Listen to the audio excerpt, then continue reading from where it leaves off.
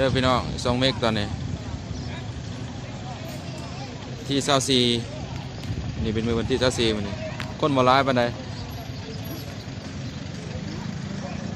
2 เมกตอนนี้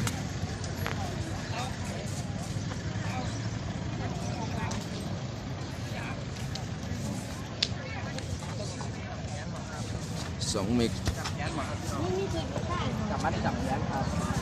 ปั๊มบัตรครับ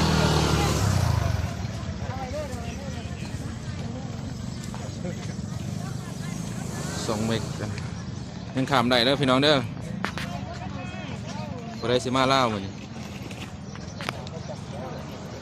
ยังขามได้ปกติ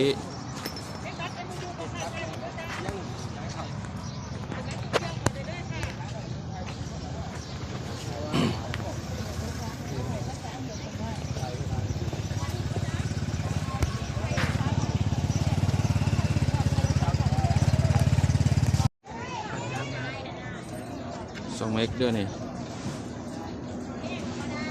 กว่า3 เดือนก็แห้งครับ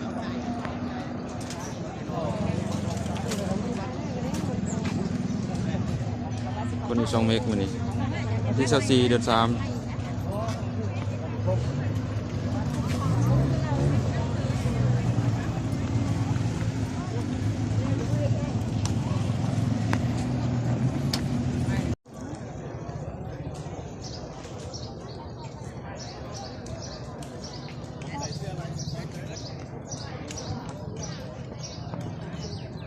เงิน200นั่นตรงไหนบ้าง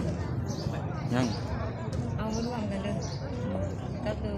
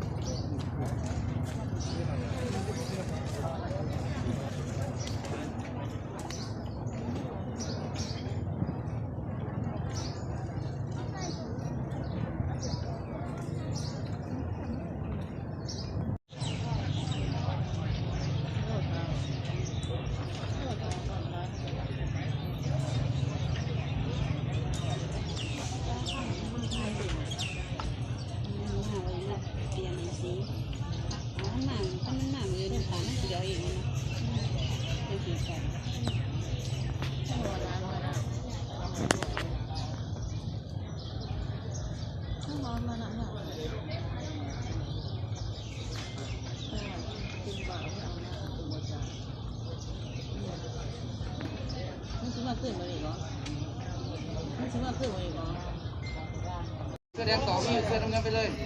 คุณหมอแค่นั้นพอครับแค่พอลูกพอละครบพอดีพอแล้วครับแค่คนนั้นแหละครับน้องผู้หญิงจะไปไหนครับไปเข้าห้องน้ำในเอกสารเจ้าจะให้คุณหมอตรวจหรือยังตรวจแล้วค่ะ